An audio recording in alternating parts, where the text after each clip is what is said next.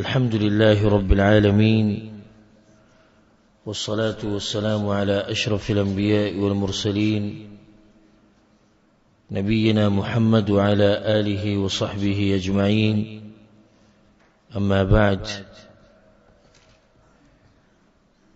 نمانزه طريقات تفصيلا دامك بين ولد كتاب مشكات المصابيحنا، او باقی کی منگا باز مسائل هغه بیان کړو. بیا موږ باب شروع کړو، باب صفت الصلاة، د منځه طریقه تفصیلی. په دغه مبارک باب کې یو څو حدیثونه بیان شیو، او اخرنی مسله دا بیانې ده چې په منځه کې د رفع الیدینو د کولو څه دلایل دي، او دغه شان د نکولو څه دلایل دي. حدیث عبد الله بن عمر رضی الله عنهما چې هغه صحیح بخاری صحیح مسلم کې دی چې پیغمبر صلی الله علیه وسلم به لاسونه د وګو پورې اوچتول کله چې به مونځ شروع کو، او کله چې به رکوع لته، و اذا رفع رأسه من الركوع، او کله چې به د رکوع نه سر اوچتو. او بیا حدیث د مالک ابن الحویرث رضی الله عنه وی چې پیغمبر صلی الله علیه وسلم به چې کله الله اکبر وی نو د هغې سره به لاسونه اوچتول د غوږونو پورې، او چې کله به د رکوع نه سر اوچتو نو بیا به ورسره لاسونه اوچتول. فقال سمع الله لمن حمده، نو په هغه ټیم کې به دغه وی سمع الله لمن حمده. نو دغه ځای پورې موږ مسله بیانه کړې وه. دغین بعد حدیث ته وعنه رضی الله عنه، وعنه یعنی دم د مالک ابن الحویرث رضی الله عنه حدیث ته انه رأى النبي صلى الله عليه وسلم يصلي، هغه ورځ پیغمبر صلی الله علیه وسلم په منځ باندې ولیدو. فاذا كان في وتر من صلاته لم ينهض حتى يستوي قاعده، کله چې پیغمبر صلی الله علیه وسلم اولنی رکعت نه دویم تر پاسېدو یا د دریم نه بسلورم تر پاسېدو نو ډایرک بنره پاسېدو، لکسات به کېناستو بیا به ودرېدو. رواه البخاری، د حدیث امام بخاری رحم الله راوړی. د دې نه مخکې چې د دې حدیث وضاحت کو چې دې څه مطلب دی، تیر شوي او اخرنی درس کې موږ مسله د رفع الیدینو بیان کړې وه. نو بعض کسان دا اعتراض کوي، دا خو ټول اعتراضات موږ ذکر کړي تقریبا، او دلایل دا غوی هغه موږ بیان کړي د نه کولو. یو مسله دا بیانې چې دغه حدیثونو کې ثابت دي، بعض حدیثونو کې چې د سجدې سره به رفع الیدین کې، نو تاسو په هغې ولې عمل نه کوئ؟ جواب د هغې دا دی چې صحیح خبره دا ده چې دغه حدیثونه صحیح حدیثونه دي. بعض علماو دغه حدیثونو ته شاذ ویلي، وی په دې به عمل نه کېږي. نه، صحیح حدیثونه دي، خو کله نا کله اکثر به دا عمل نه کوي، او کله نا کله د سجدې سره رفع الیدین کول دا د پیغمبر صلی الله علیه وسلم نه ثابت دي. شیخ البانی رحم الله په خپل کتاب صفت الصلاة کې دا مسله تفصیلا راوړې، او به ویلي دي چې د لسو صحابه کرامو نه زیاتو دا خبر را نقل کړی او دا فعل. نو د دې مسلې نه موږ څه تښتو نه، خو کله نا کله دا مسله ثابته ده چې سجدې سره به رفع الیدین کې. بیا راځو د خپل حدیث له دې کې دا دي چې پیغمبر صلی الله علیه وسلم به د هغه رکعت نه ډایرک نه پاسېدو بل رکعت ته چې هغه به طاق رکعت و، او طاق رکعت کم وي، اولنی او بل دریم. نو چې کله به د اولنی دویم تر پاسېدو سجده دویمه سجده به ولګوله، نو بیا به لکسات کېناستو، بیا به ودرېد، او دغه شان به د درېمې نه دریم رکعت نه چې را پاسېدو د دویمې سجدې نه نو ډایرک په څلورم ته نه ودرېدو. دې ټیم کې به معمولی کې ناستو چې هغه ته ویل کی جلسه استراحت او دا مستحب عمل له جلسه استراحت دا مستحب عمل له چې زمونږ په ملکونو کې مولیانو دا زنانو پورې خاص کړي وي دا د زنانو د پاره دی و دې کې دا مالک رضی الله عنه مالک ابن الحویرث وي ما پیغمبر صلی الله علیه وسلم لیدلې چې دا کاری کړي او دا ظالمان وي دا د زنانو د پاره شونه دي چې خدای نه دي چې د زنانو د پاره پیغمبر دا کار کړی دی او به موږ ته ویلي هغه حدیث موږ بار بار وایو چې صلوا کما رأیتمونی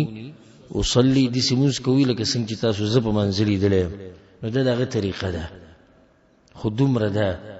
چې دا جلسه استراحت واجب نه ده یعنی لازم نه ده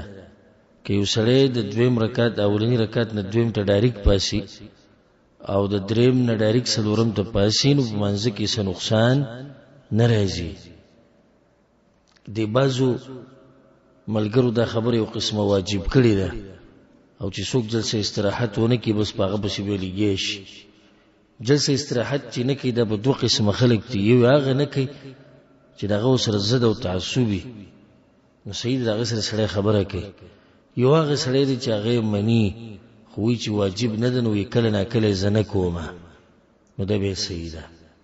جلسه استراحت چې ده مستحب ده خو په یو حال کې واجب کیږي چې کله امام وکي ځکه چې د امام تابعداري سره واجب ده نو چې کله امام په منځ کې جلسه استراحت وکړه نو بیا به مقتدی لازم جلسه استراحت دا وکړي بیا دلته بل مسله د فائدې لپاره د ذکر کوم هغه ده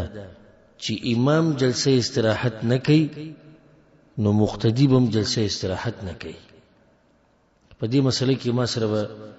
ډېر علما اختلاف لري ځکه چې د ډېرو قول ده د محققین علما چې نه مقتدیان و بیا هم کوي وجه د دې ده موږ په دې وایو چې دا باندې کوي چې د امام تابعداري واجب ده څنګه چې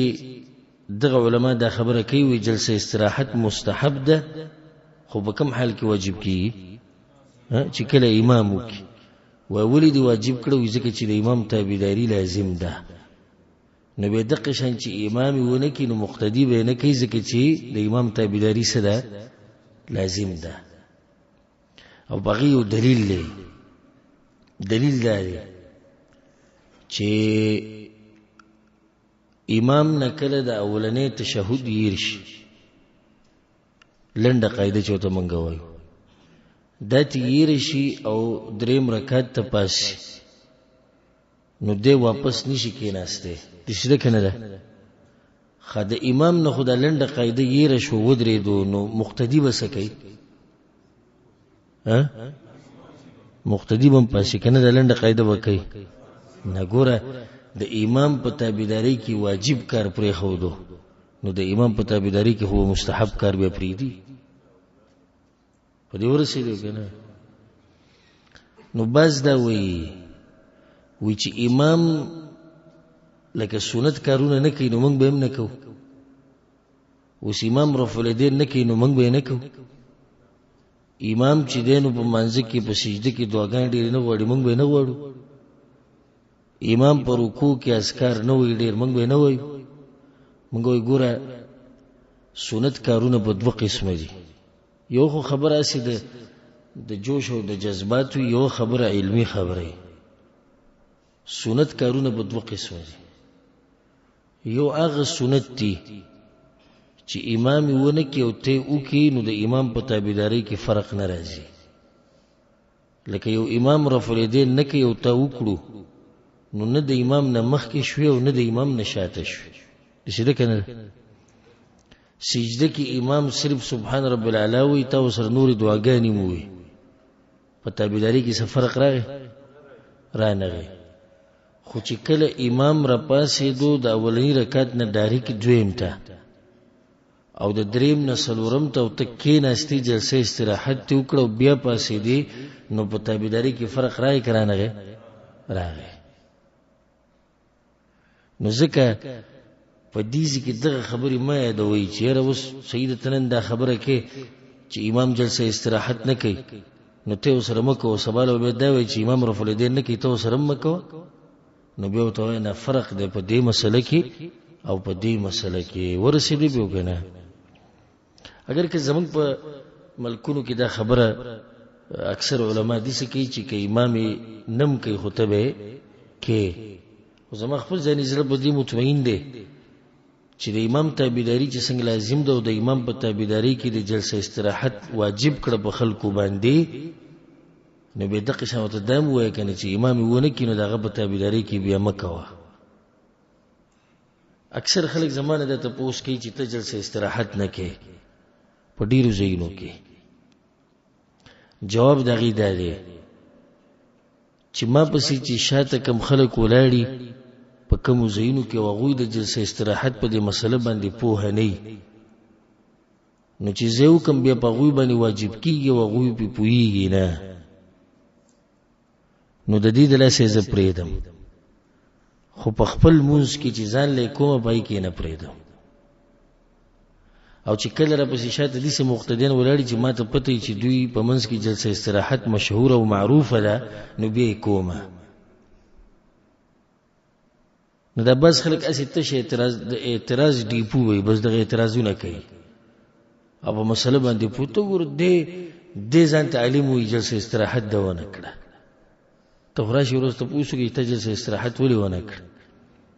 نو دغه دوه جواب دي. یو خو جلسه استراحت واجب نه لري چې ته په ما لازم کې جلسه استراحت څه ده مستحب ده که چا وکړه ډیره خده کوي نه کړه منځ کې فرق نه راځي بلکې په کار د علماو له چې د جلسه استراحت همیشه نه کوي چې د عوامو تم په تولګي چې او دا لازم نه ده ځکه په مخه کوي نو الته عمي خو د مسله باندې تفصیلا نه دی پوهه نو د عمي به د ګومان شي چې د مولوی صاحب چې همیشه موږ کړی د جلسه استراحت کړی ده نو د دین دا معلومیږي چې دا بسې دا به واجب او لازم وي. پیغمبر صلی الله علیه وسلم ګوره ډیر کارونه دي چې کله نه کله پرې خو دی د دې لپاره چې پته ولګي خلکو ته چې دا کار لازم نه لګي. او حدیث موږ سره تیر شوی طهارت په مسایلو کې چې پیغمبر صلی الله علیه وسلم به د هر منځ لپاره او د ستازه کو دغه طریقه خو یو پیر عمر بن خطاب رضی الله عنه په څو براوړي دا ودست لپاره او پیغمبر ته وبه ونه غستې نو رسول الله صلی الله علیه وسلم نه تاسو کو یا رسول الله ولې دا کارو کوی عمدن دا کار می قصدن کوی سباله بیا خلک کوی چې د هر منځ لپاره او دس لازم دی اگر کو دست روغي نو کله چې پیغمبر دا طریقه په منځ کې پرې خو ده نو خلکو ته پته ولګی دا چې د منځ لپاره هر منځ لپاره او دست تازه کول غوړه دی خو لازم نه دی. ورسېږي په دې مسله کې نه مسله خپ تفصیل سره پاغیزان پوه کوي اسی یو مسله سره ووري کله کړ دی عالم نه او بس به لګي یو په یو چسپان کې او په بل چسپان کې او د خپل د تفصیل نه خبر نه نو جلسه استراحت مستحب عمل له کوم مليان چې دا وي چې دا پیغمبر د دې لپاره کړو ځکه چې دا عمر ډیر شی او څوک وي دا دي څوک وي دي دا ټول د خپل مذهب نه مجبور دي. سبحان الله چې کوم کار په حدیثونو کې راشي یو کله دوی د پیغمبر عمر ډیر شی او کله وي مشرکان سره بوتانو او کله وي منافقان د منځنه تختیدو او کله یعنی حیا نه ورزيدي خلکو له چې د پیغمبر د حدیثونو په مقابله کې دا منګړت خبرې دوی کوي هغه خبرې چې انسان د خلیله ناراضي لکه واست خبر وي او دیږي کې مالک رضی الله عنه مونږ ته سوي وي پیغمبر به ډایرک نه پاسېدو دومره خبره وکړه دای په کې وی چې عمر ډیر شي یا دی وی چې بزنګنان وي دړو نه دی ونه وي نو دا مستحب عمل دی په دې ډیر دلایل دی یو بداده د یتستی نور دلایل په دې روان حدیثونو کې روان دي او په دې کې فائدہ څه ده په دې جلسه استراحت کې دې کې فائدہ ده چې ته به د دویم رکعت ته په صحیح طریقه باندې پاسې اکثر کته شو خیال کړی د بوډاګان چې کله د اولنی رکعت نه دویم ته ډایرک پاسي او د دریم نه څلورم ته ډایرک پاسي نو اکثر د شي چې به شادي سولېږي کیږي نه کی خو چې کله د جلسه استراحت وکي رپاسي او کینی او به د غین رپاسي نو برابر به ودرېږي. دا به حکمت ته د پیغمبر یو کارون د حکمت نه خالی نه چې هغه یو کار کړي امت ته خوله به کې ډیره فائدې. نو داریک د سجدې نه رپاسېده د ګران کار دی. بوډاګان خو پرې د ځوان سړی ګوره کله نه کله داسې په شا لاړ شي وې ځان راټینګ کړي. موږ سره داسې ډېر شوي چې ډایرک پاسو بس خپم دغه شي زور ربنه بس نږدې چې په شا لاړ شو خو به ځان راټینګ کو. نو که چېرته یو سړی کینی او بیا پاسې ودرېږي نو ښه په ارام باندې پاسېدی شي. ښه دا جلسه چې کومه ده ناسته ده معمولي ناسته ده، یعنې داسې نه ده چې بس سړی بس کینی پکې، دا بلکل معمولي چې راپاسې تکبیر به ووایي او بیا معمولي به کینی بیا به پاسې بیا بل تکبیر نشته. دا نه چې دې لپاره به تکبیر ووایي بیا به د پاسېدو لپاره جدا تکبیر ووایي. کوم یو سړی زموږ نه دا سوال وکړي چې دا څنګه منځه کې چې د هر کار نه بل کار ته ځي تکبیر شته دې ځکه ولې یو تکبیر دی په کار خدا و چې د ناستې لپاره جدا تکبیر خو شو. دا یو اعتراض دی د هغه خلکو کوم چې جلسه استراحت نه مني وی که دا ثابته وي بیا به دوه تکبیرونه وي. جواب د دې دا دی چې د جلسه استراحت حصه ده د دې پاسېدو، جدا کار نه دی. دې چې د پاسې کېناستو نو د کېناستو د دې لپاره چې ځان تیاری ودرېدو ته نو کارونه دوه شو که یو شو نو د هغې لپاره څو تکبیره پکار دي؟ یو تکبیر پکار دي، دوه نه دي پکار. او انشاءالله د دې عمل د استحباب دلایل چې دغه نور عمر روان دي په دې روان درس کې بتوفیق الله. دغې نه بعد حدیث ته وعن وائل بن حجر رضی الله عنه. وائل بن حجر وی خدې د پیغمبر صلی الله علیه وسلم سره په آخري عمر کې ملاو شوی، دا مسلم سره مخکې تیر شوی په 9 کال کې او په 10 کال کې، او د 10 په اخره کې یا د 11 په اوله کې پیغمبر صلی الله علیه وسلم وفات شوی دی. وی ګوره انه راى النبي صلى الله عليه وسلم رفع يديه حين دخل في الصلاه. وی ما پیغمبر صلی الله علیه وسلم ولیدو کله چې مون شروع کو په منځ کې ننوتو نو لاسونه اوچت کړو کبر او الله اکبر وی دې د تکبیر تحریم وی ثم التحف بثوبه بيد ځان د خپل کپڑا را تاو کړه. سوال د درځي چې کپڑے څنګه بیا ځان را تاواله، مطلب دا دی چې پیغمبر صلی الله علیه وسلم په وخت کې به صادر عام استعمال دي، لنګ او صادر به. نو پیغمبر صلی الله علیه وسلم چې کله د الله اکبر وی نو د دې سره غ صادر د وګونه څه شو اوچت شو یولې نو چې کله الله اکبر وی نو به د صادر په دی وګو باندې راتاو کو. اوس دې کې څه اشکال نشته. ثم وضع يده اليمنى على اليسرى بيد خيلاس کې خودو په ګس باندې، او دا مثلا ان شاء الله بیانو تفصیلا چې لاسونو دی خودو څه طریقه ده.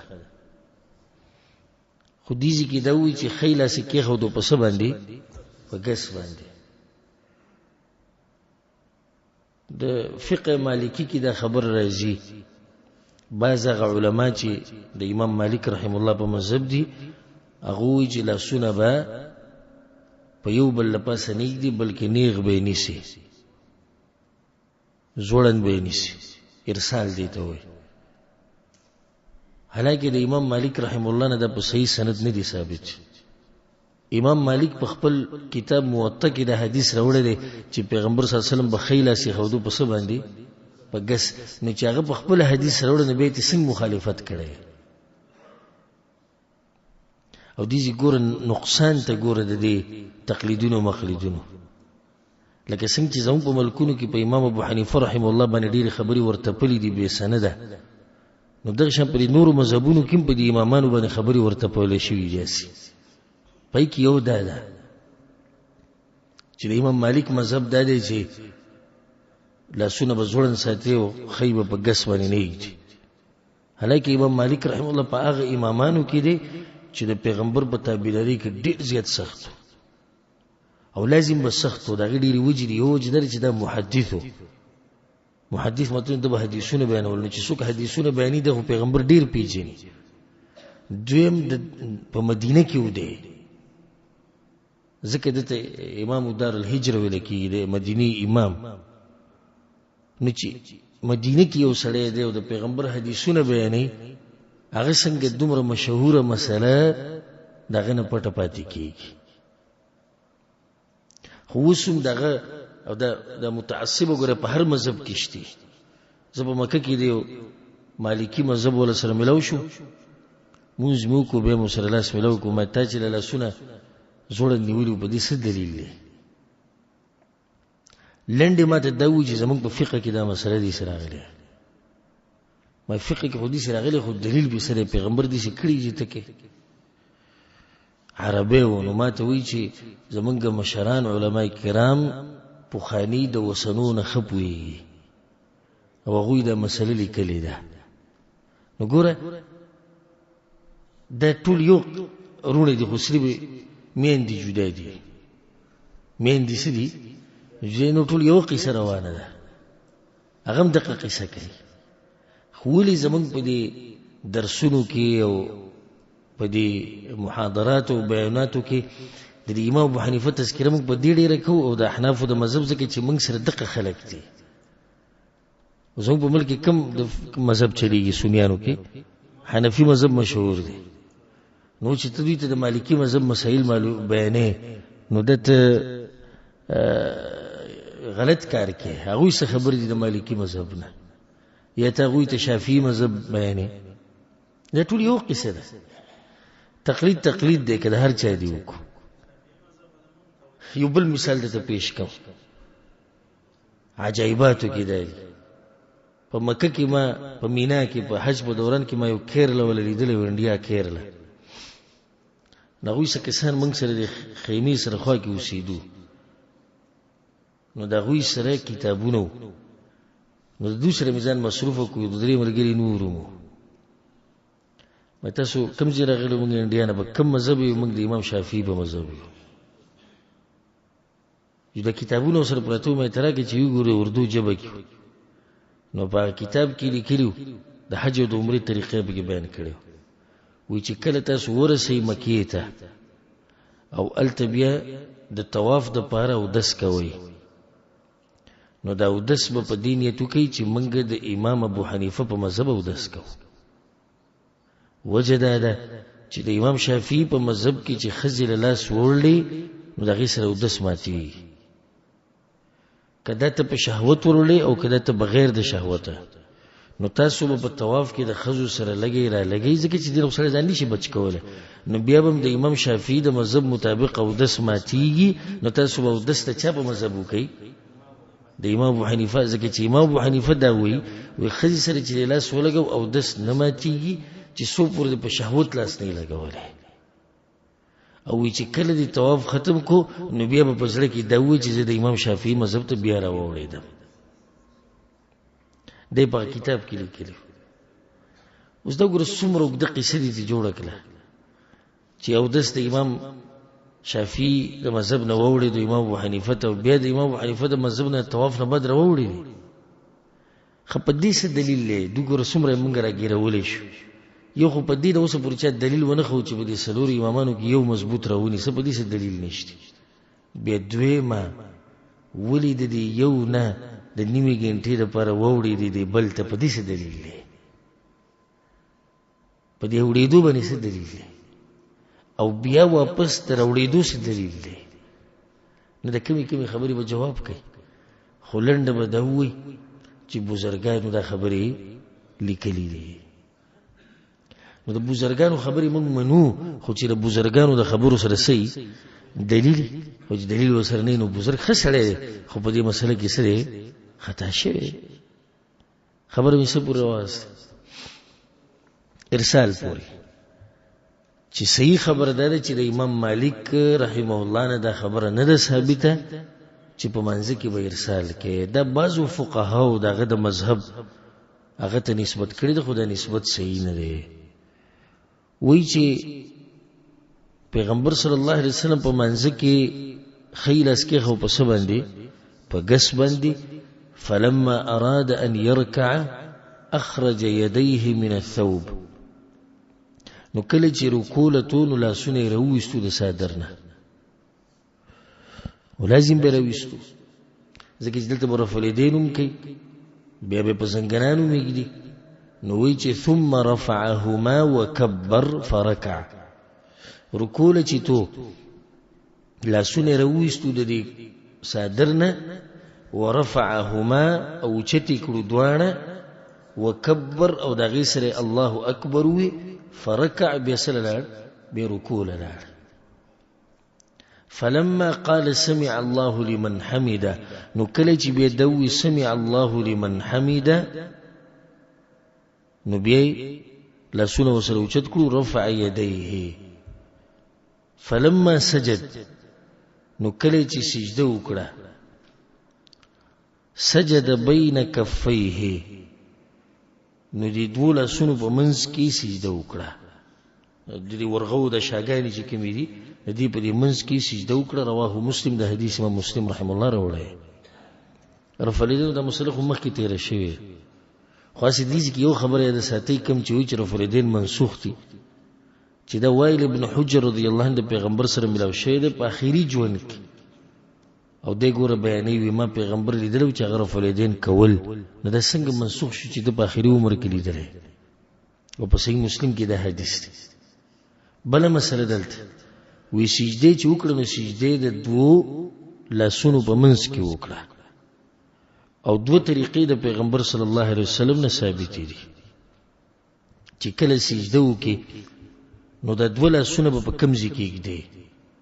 په یو روایت کې دي سره چې د غوګونو سره به کېږي لکه امام ابو داود امام نسائی د حدیث راوړی دی چې پیغمبر صلی الله علیه وسلم چې کله سجده وکړه نو د لاسونو به کوم ځای ته نږدې غوګونو ته. دویمه طریقه دا ده چې دوه لاسونه به د یوګو سره وو او د په سنن ابي داود کې د حدیث ته امام ترمذی راوړی دی چې پیغمبر صلی الله علیه وسلم چې به سجده وکړه نو د لاسونه به د کوم ځای سره وو د وګو سره. نو څو طریقې شوې دوه یو غوګونو سره دویمه د وګو سره. کله چې سجده کې ولاسونه ولګي د لاسونه په کوم ځای کې لګي اې د غوګونو سره به لګي او کنه د وګو سره نو دوه ثابت دي کله وګو سره کې دی او که د غوګونو سره کې دی والله اعلم. دغینه بعد حدیث ته وعن سهل بن سعد رضي الله عنه. سهل بن سعد وی چې کان الناس یؤمرون خلق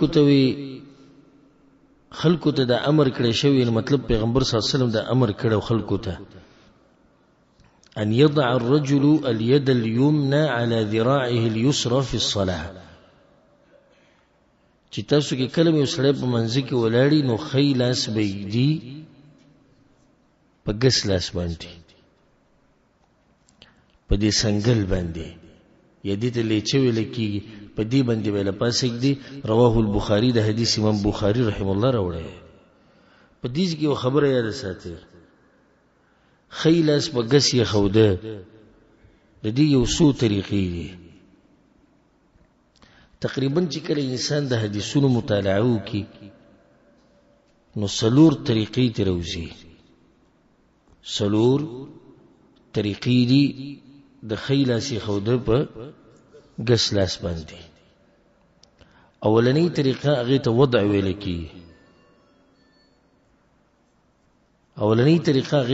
ویل کی وضع معنی خودو ته وي. ګور په عربی کې دوه ټکي دي یو قبض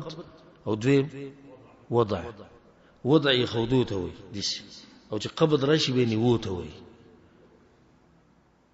نو وضع راغله دي په درې حدیثونو کې. سنن ابي داود کې د حدیثونو دي امام نسائی راوړي دي امام ابن حبان ابن خزیمه رحمهم الله. یو کې داری چې پیغمبر صلی الله علیه وسلم به د خی لاس د ورغوي د ګس لاس په شای خودو دي شي دا طریقه ده یو طریقه ده یې خودو به دویمه طریقه ده چې په دې مړون به یې خودو دا ځي دیږي کې خودو او دریمه طریقه ده چې په دې سنگل یا په دې لیچه به یې شي خودو څلورمه طریقه نیوه نو حدیث کې راځي پیغمبر صلی الله علیه وسلم به د لاس په دې مړون کې دي شي ونیو قبضه دې ته قبض وې دي شي نو دا څو طریقې شو ټولې څلور طریقې شو څلور ونه سړي جایز دي او صحیح دي او مستحب دي او سنت دي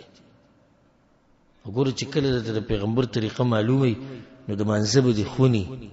ځکه چې کله به یو طریقه کې او کله به بل طریقه کې خو چې کله یو طریقه دي د ابي رحمه الله نه اغنري زده کړي او د بابا رحمت الله علیه نه زده کړي او د غینه اوړي نه او د قیو خبره کې چې وری غوي نه پویدو نبی به په منځ کې خون هغه باندې ځکه چې یو طریقه کې هغه عادتي کې اسی عادت دې جوړ کړي بس یو بل طریقه چې هغه ناروا ده او هغه د خیلاس په ګس مټ باندې خو ده بس کسانی کوي دیش ګدریم ځای کې چته کنه دیش بګړي دلته خو ده لمن دا نشته دا په حدیثونو کې نه دی راغلی چې ته په مټ باندې خیلاس باندې راونی سي دا ګس مټ دا نه دی ثابت په حدیثونو کې بدلته بل مسله چې د لاسونو به اګدی په کمزې کې د لاسونو دی خودو طریقه خو معلومه شو اګدی به څنګه د یو مسله ده اګدی به په کمزې ده بل مسله ده درې ځای نه دي چې علماء بیانې د خودو د پاره یو په سینه باندې لپاسه دویم د نامه نبره دریم د نامه لاندې د دریونو د پر علماء خپل دلایل پیش کړي او صحیح تحقیق داده او ربم شي په درسونو کې هغه دلایل په صحیح حدیثونو کې دا مسله ثابت ده چې یا به په سینې کې دی او یا د نامه نبره یا په سینه او یا د نامه بره د وائل ابن حجر رضی الله عنه روایت ته وی چې امام ابن خزیمه دا راوړی او نورم ډیر طرق دي امام احمد امام ابو داود امام نسائی امام دارمی ټول راوړی وی چې صلیت مع النبي صلی الله علیه وسلم ما د پیغمبر صلی الله علیه وسلم سره مونږ فوضع يده اليمنى على يده اليسرى فوق صدره نو کې خو د خپل خیلاس په ګس لپاسه فوق صدره په سینه د پاسه بلا سونه کې خو او دا صحیح حدیث دی دویم یو حدیث ته د قبیصه ابن حلب الطائي هغه د خپل پلار نه د روایت بیانې وی چې زما پلار دا خبره کړې و چې رأيت النبي صلی الله علیه وسلم ينصرف عن يمينه وعن يساره پیغمبر صلی الله علیه وسلم چې موږ ختم کونو په ګس طرف هم راګرځېدو او په خیب هم راګرځېدو دوه جایز دي ورأيته يضع هذه او ما ولید چې د لاسونه به يخودو على صدره په کوم ځای کې په سینه باندې امام احمد امام ترمذی امام ابن ماجه دا روایت راوړی دا بیم دلیل له د وګور په صحیح بخاری کې دا حدیث سهل ابن سعد مونږ چې راکم وي چې خلکو ته امر شیو چې لاسونه به یګدي خیلاس به یګدي په کوم ځای کې د ګس لاس په سنگل باندې په لیچه باندې او چې کله خیلاس ته کېږي د ګس په سنگل باندې نو دا د نامونه لاندې راځي کې بره راځي نو صحیح خبره چې کومه ثابته داغه دا د چې لاس به په سینه د پاسه یا د نامونه بره وي کوم علماء چې دا خبره کړې چې نامونه لاندې به کېږي دا غوي سره په دې باندې اصول دلایل کمزوري دي سندن. علي بن ابي طالب رضی الله عنه روایت ته امام احمد، امام ابو داود، امام دارقطني راوړي او په کې دا دي چې وضع الاكف على الاكف تحت السره، لا سونه به کېږي خی په ګس باندې تحت السره د نامونه لاندې. او د دې په سند کې راوي دی عبدالرحمن ابن اسحاق الواسطي او د محدثین اتفاق دی متفق على ضعفه، اتفاق دی چې دا راوي کمزور دی. او په دې کې یو بل راوي دی زیاد بن زید السوائي، هغه مجهول راوي دی. نو دوه بیماریان دي په دې حدیث کې. دغه شان امام ابن ابي شيبه رحم الله روایت راوړي او په کې دی چې وائل ابن حجر وایي وإمام پیغمبر صلی الله علیه وسلم ولیدو چې وضع يمينه على شماله تحت السره، خیلا سی په کوم ځای کې خودو په ګس او به تحت السره د نامونه لاندې کې خودو. دې کې د تحت السره ټکي د بعضو خلکو زیات کړي دي.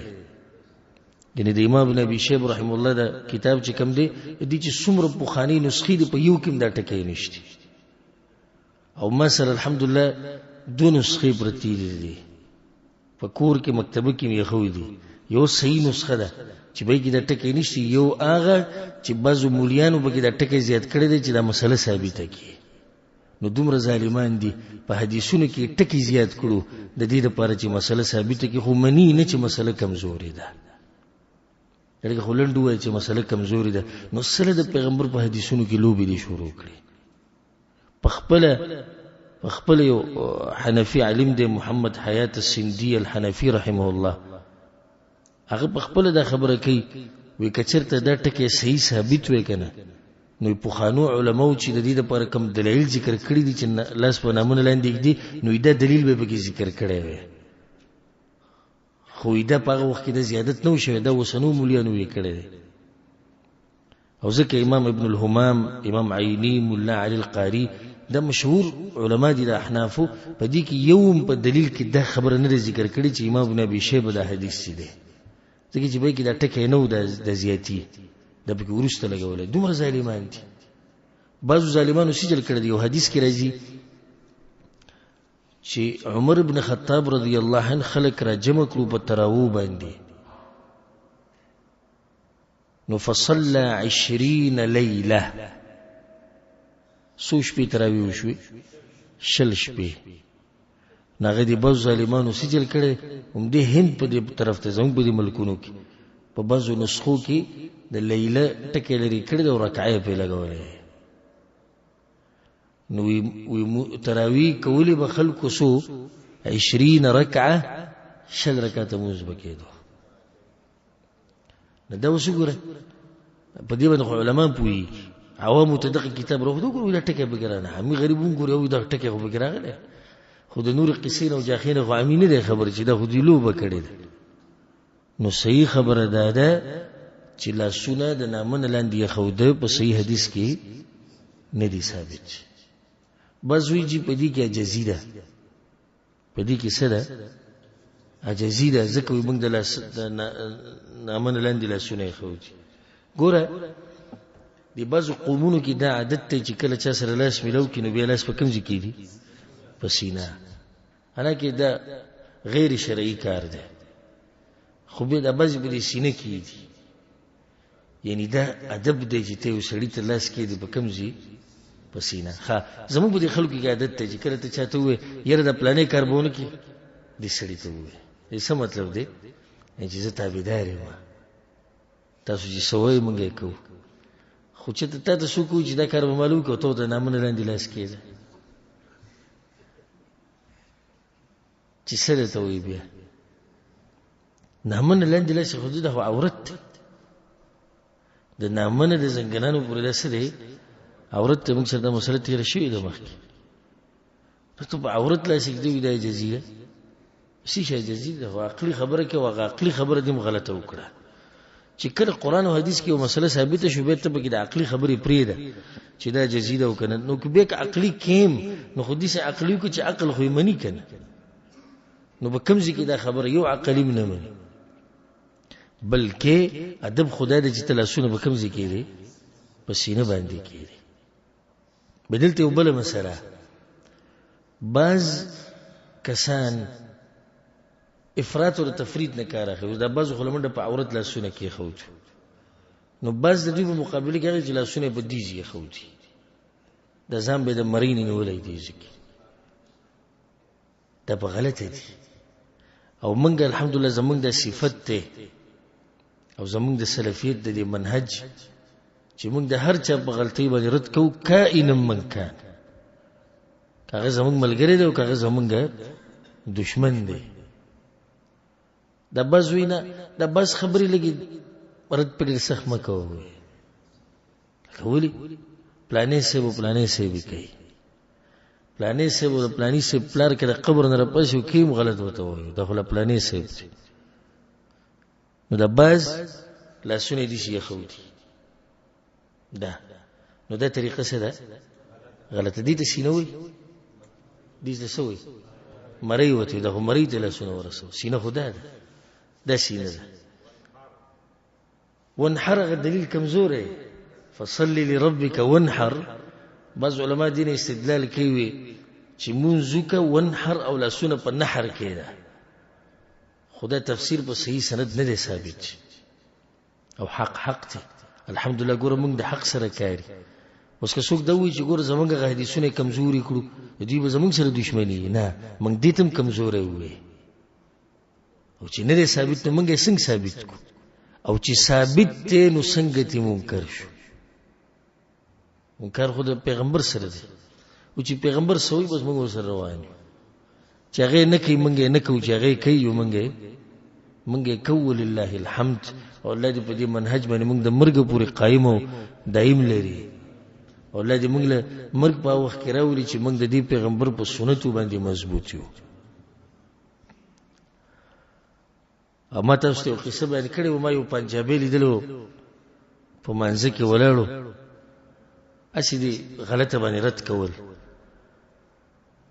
ناغه په دې منځ کې د رفع الیدین چې کول دي رکوع چې تو رکوع پسې دي شي به کول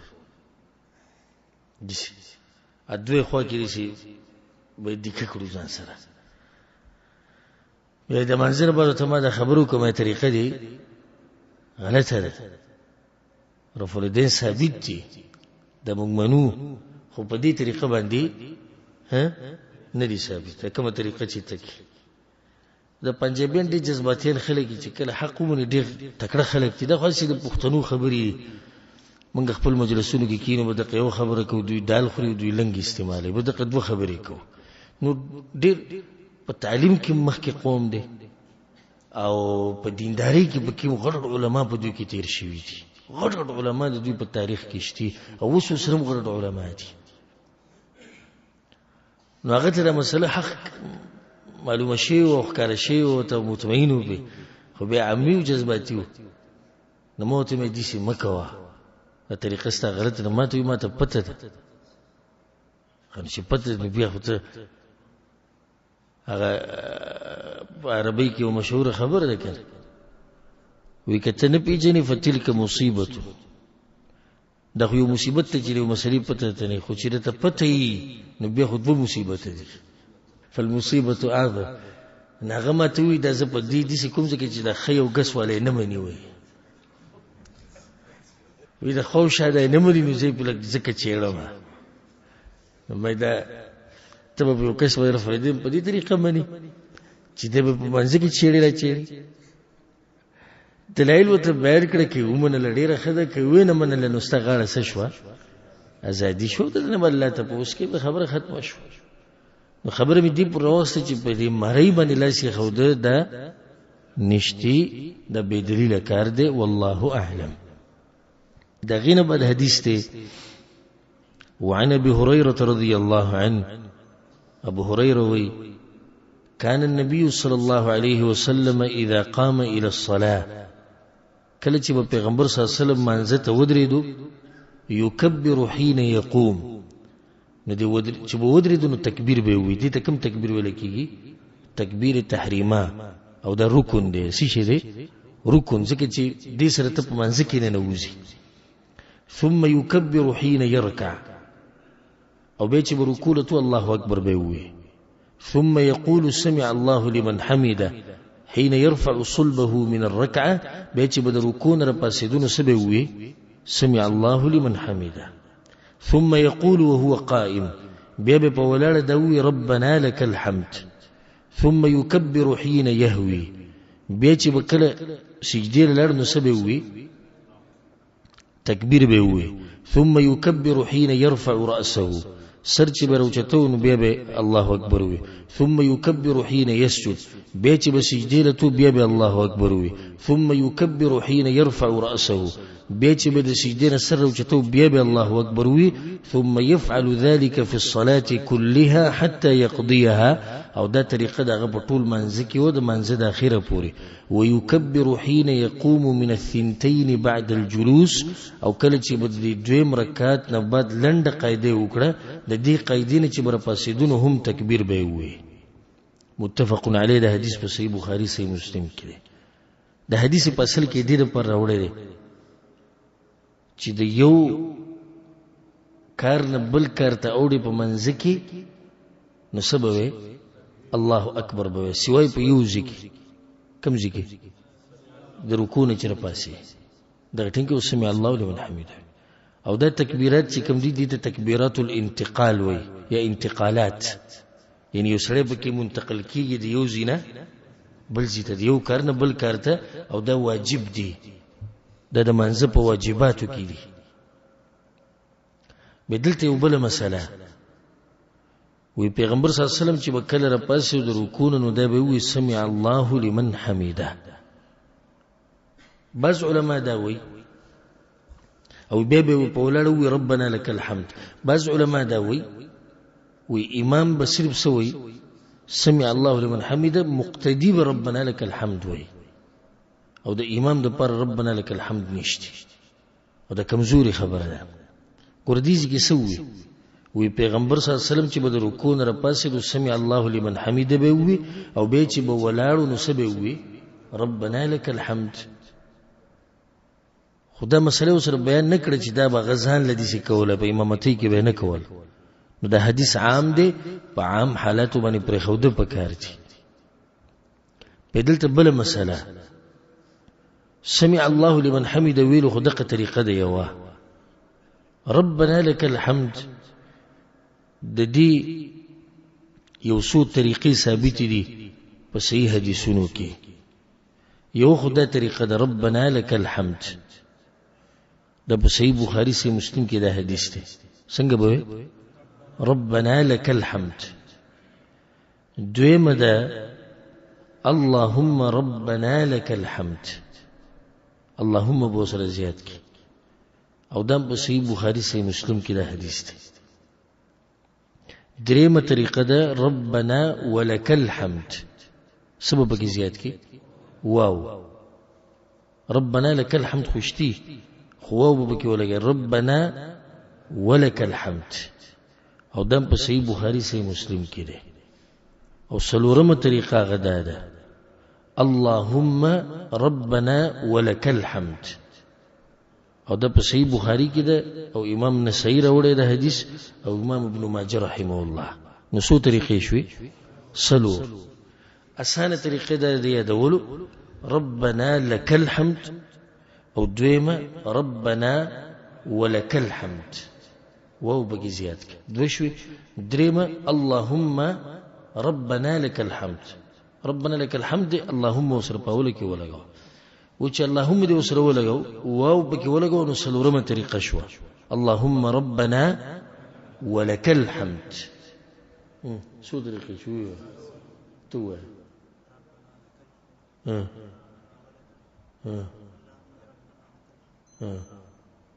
سيدي صحيح ربنا لك الحمد ربنا ولك الحمد اللهم ربنا لك الحمد اللهم ربنا ولك الحمد السرور وانا الحمد لله لبيغمبر صلى الله عليه وسلم ثابت دغينا بعد حديث وعن جابر رضي الله عنه جابر رضي الله عنه وي قال رسول الله صلى الله عليه وسلم پیغمبر صلی الله علیه وسلم دا خبره کړې ده افضل الصلاة طول القنوت غوره مونځ هغه دی چې په هغې کې سړی ډېر ولاړي رواه مسلم دا حدیث امام مسلم رحمه الله راوړی غوره مونځ کوم یو دی چې سړی پکې ډېر ولاړي دلته د قنوت د قنوت ټکي په عربي کې ډېرې معنی دي یوه معنی ده د القیام ودرېده او په سنن ابي داود کې حدیث ته پای کې دغه واضح راغلي طول القيام هغه مونږ غوړه دي چې سړی پکې ډیر ولاړی خدا مسلې د ساتي چې د حل چې کله سړی ځان لمونځ کوي او چې سړی امامي نو بیا به گزاره کوي او شاته چې به کوم مقتدیان ولاړی دا غوي مراعات دا غوي د حالاتو بخیر ساتي لکه حدیثونه عام حدیثونه دا مسله ثابت لري چې پیغمبر صلی الله علیه وسلم معاذ بن جبل او د نور صحابه کرامو ته نصیحت کړو ان وراءك الضعيف تاسو شاته بما کمزوري ولاړی السقيم بیماران د بشي ولاړی تاسو شاته ماشومانان ولاړی پتا پسې شاته چې بوډاګان ولاړی او پتا پسې شاته ذل الحاجه دي چې کس ولاړی چې دغه سکاري غیلزي نو بیا به مونږ وګت نه کوي او چې سړی ځان لکې نو غوره مونځ به کم یو دی اوږد مونځ چې څومره پکې انسان ودرېدی شي دا غوره ده یو سوال زړه کې راځي هغه ده چې ډېرې سجدې او رکوګانې غوره دي لکه اوس یو سړی دغه لس رکاته وکړو او یو سړی د 2 رکعاته یا 4 رکعاته مونځ یو کو ډېر وګت پکې ودرېد کوم یو غوره ده سوال دی نو بعض علماو دا ډېرې سجدې او ډېرې رکوګانې غوره کړي او بعض وایي چې نه د اوږد مونځ دی دا غوره دی خو شیخ الاسلام ابن تیمیه رحمه الله فیصله کړې ده د دوانو او هغه منځنی قول ذکر کړی دی وایي د شپې غوره مونځ اوږد مونځ دی وجه دا ده وایي د شپې دې منځ ته ویل کېږي قیام اللیل قیام او قیام په عربي کې څه معنی ده ودرېده او وایي د ورځې هغه مونځ غوره دی چې سجدې او رکوګانې پکې ډېرې او دا منځنی قول دی او ټول دلایل پکې راجمع کېږي نو که څوک دنه سوال وکړي چې کوم یو مونځ غوره دی څه جواب ورکړي د شپې اوږد غوره دی او د ورځې ډېرې سجدې او ډېرې رکوګانې غوره دي الله دې په موږ له د عمل توفیق راکړي الفصل الثاني کې اولنی حدیث دی وعن ابي حميد الساعدي رضي الله عنه دا ابو حمید الساعدي رضی الله عنه حدیث دی د ابو حمید الساعدي تعارف منګه کړو په تیر شو درسونو کې عبدالرحمن بن سعد د خپل نوم دی او دغه حدیث موږ سره تیر شو چې صحابه کرام په منځ کې مونږ کړو دغه روایت او الفاظ مختلف دي نو دا بل یو روایت دی په دې کې ګوره دی ډېری مسلې دي حدیث کې عن أبي حميد الساعدي رضي الله عنه أبو حميد الساعدي قال في 10 من أصحاب النبي صلى الله عليه وسلم د پیغمبر صلی الله علیه وسلم لس ملګری ناسو غدا خبر وکړه د لسو په مخ کې انا اعلمكم بصلاه النبي صلى الله عليه وسلم زتا سو ټولو کې د پیغمبر په منځ باندې خپوي نو دلته ورنی مسله عالم له جایز دي چې خپل صفت بیان کی کله چې په یو مسله باندې خپويږي خو د صفت په د دې لپاره نه بیانې چې تکبر وکړي د دې لپاره به بیان کی چې د خلک رانه مسلې زده کی او ته یوزي ته ورلي عالم مفتی شیخ او په مسله باندې خپويږي او خلکو سره قدر نشته ستا او ته وایي چې ګوره په دې پلاني کتاب باندې زه خپويږم او په دې پلاني مسله نو دا جایز دي کني دي جایز دي او کچرته تکبر په دغه وی چې زه نو به د علماو صفت نه لري د جاهلانو صفت ته جاهل به ځان ته د پوهې نسبت همیشه کوي او نور خلق ناقص العلم غني چې دوسر علم نشته یو دا مسله ثابته شو هغه ته قالو فعرضنا غوتي جو کده مزنه چې مونږ وینو یوی وایي چې د کوم د پیغمبر طریقه سوا نو دینه د فائدہ د صحابه کرام واجزي د دنه به کې مشران صحابه کرام ناس خو یوم د اعتراض ونه کو چې ته نن وایي چې خپويګم بعضو حدیثونو کې دې سره زی وی دوی وته داوی چې د سن آشنا خبره دی وکړه د پیغمبر سره وخت هم تیر کړی دی وخت منګم تیر کړی نو څنګه ته وایي چې زه ډیر خپويګم نو دوته وی جواب کې وی چې زه چې د پیغمبر سره ناسوم نو ما به دغه د منځ ته ډیر په غور سره کتو نو ځکه ما ډیر په جوړی طریقې سره زده کړې هغه تی وی وای ناغوت وی کان النبي صلی الله علیه وسلم اذا قام الى الصلاه کله چې پیغمبر صلی الله علیه وسلم پاسې د منځ ته رفع يديه لا سونه به اوچت کو د سره تکبیر تحریمی سره حتى يحاذي بهما منكبيه لا سونه به سپوري ورسیدو وګو پوری دا مسلمان مخ کې بیان کړی دا چې دا لا سونه به د کمزي پوری او چې ته ټول تفصیل مخ کې تیر شوی ثم يكبر به الله اکبر وي او دا مسلمان بیان کړی و چې د تکبیر او لا سونه چې تول به یوزي کنه جدا جدا کیږي د دې مسلې تفصیل ما بیان کړو کنه بیان کړی نو ثم يكبر ويرفع يديه باب تكبير وي او لا سونه به اوچت کړو حتى يحاذي بهما منكبيه لا سونه به وګوت را ورسیدو ثم يركع ركوع به وکړه لکه د دویم پر لا سونه چې تول د رکوع نه مخ کې شو ويضع راحتيه على ركبتيه او د دې لا سونه د ورغوي چې دی دا به په زنګنانو کې خودو رکوع په وخت کې موږ سره مخکې مسله تیر شوې ده چې پیغمبر صلی الله علیه وسلم به د زنګنان ونیول دلیل له بدی چې د ګوتی به خوريش بس خلک په رکوع کې د ګوتی د سنیغي خودي په زنګنانو باندې نو دا طریقه صحیح نه ده ثم يعتدل بیا بالکل د سنیغ شو برابر بو رکوع به د سنیغ اواره کوله فلا يصبي رأسه ولا يقنع نو نبه دا سر ټیټو د ملانر به رکته کو او نبه اوچتو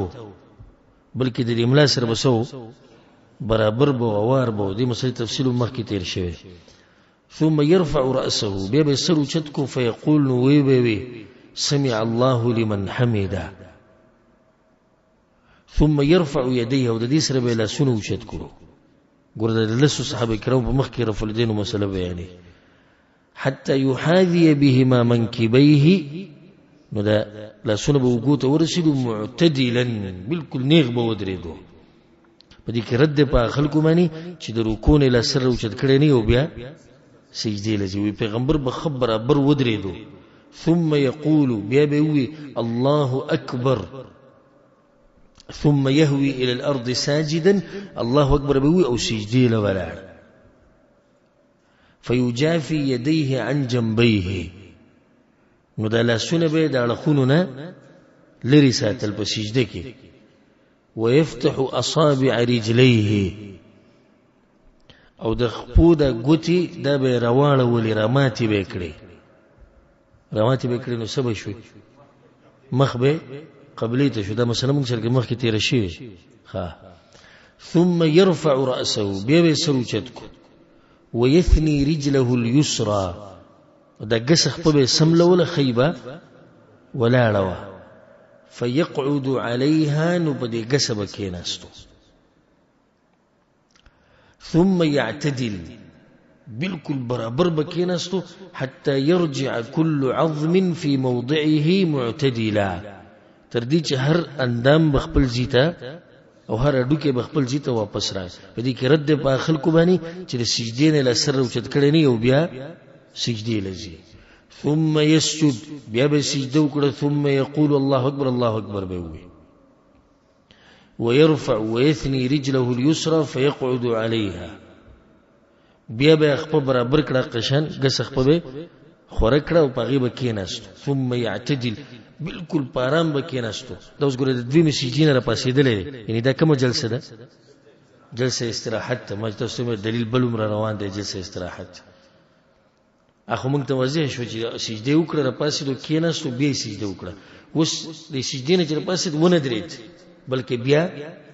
بیا کېناستو خپ آرام کېناستو حتی يرجع كل عظم الى موضعه هر اډو کې خپل ځای واپس راغی ثم ينهض بیا په پاسې دویم رکعت ته د دې ناستې نه په پاسې د سجدې نه په پاسې ثم يصنع في الركعه الثانيه مثل ذلك نو په دویم رکعت کې هم دغه شان طریقه کوله څنګه چې په داوله کې کړو ثم اذا قام من الركعتين نو کله چې په دوه رکعاتونو دریم ته پاسېدو یعنی د لنډې قاعدې نه پاسېدو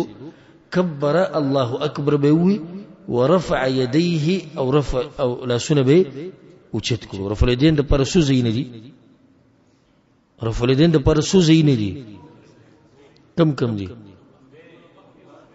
رکوع نه مخکې رکوع نه بعد او د دویم نه دریم ته بس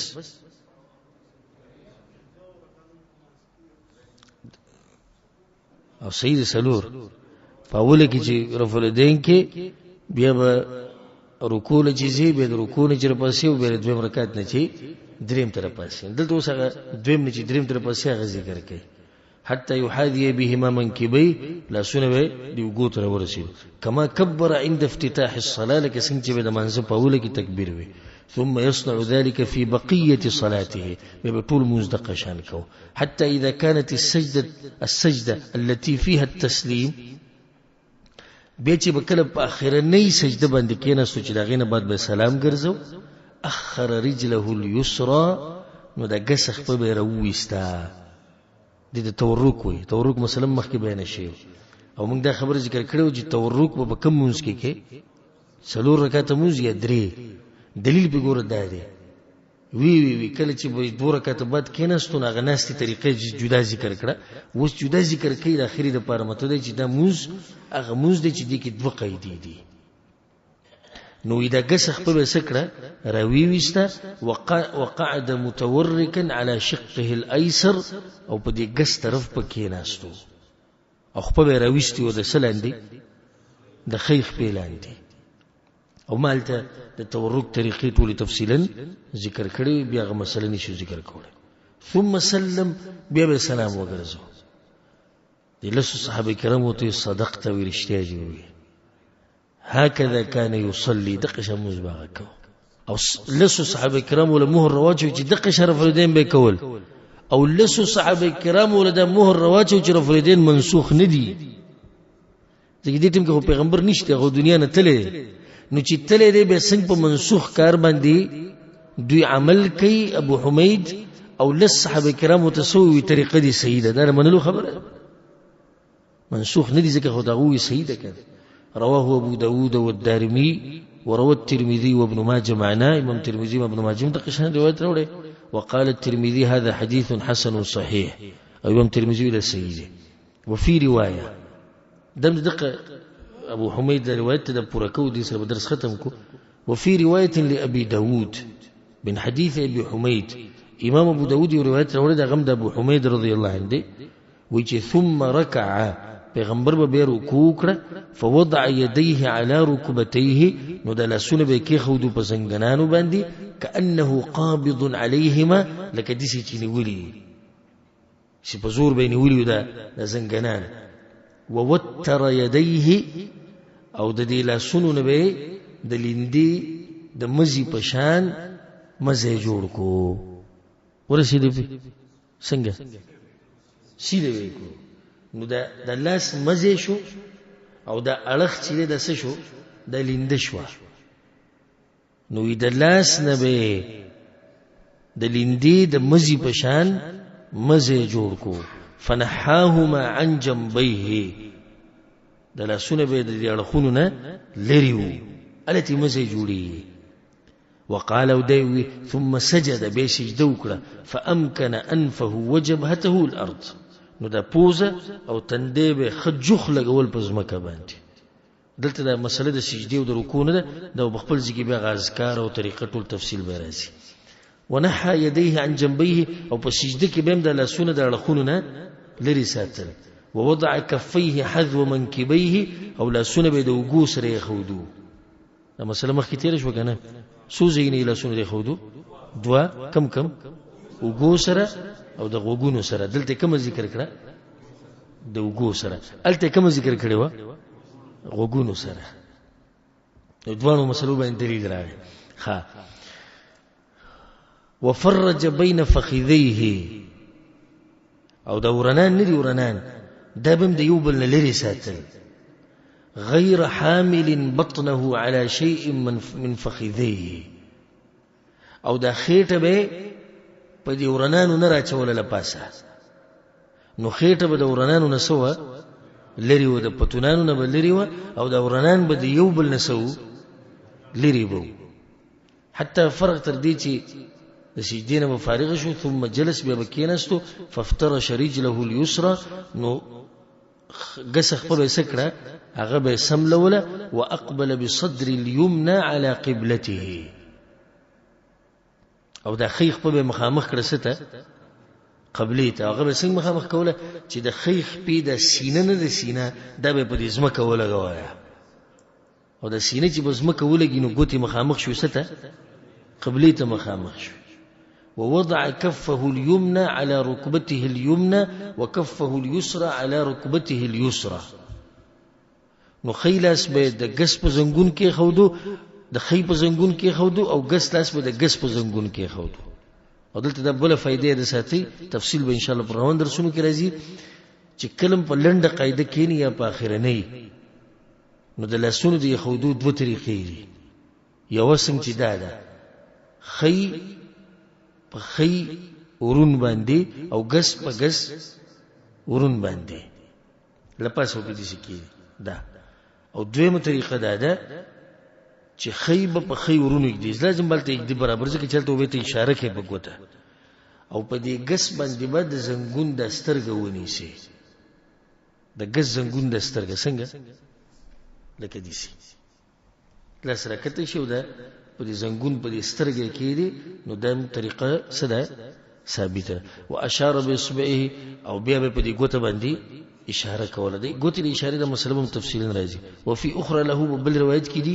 واذا قعد دم د امام ابو داود رحمه الله روایت ته ابو حميد وي واذا قعد في الركعتين قعد على بطن قدمه اليسرى ونصب اليمنى. چې کله د دوه رکعاتو نه بعد پر لنډه قاعده کې کېناستو نو په ګس خپل پاسه کېناستو او خیخ په بسوا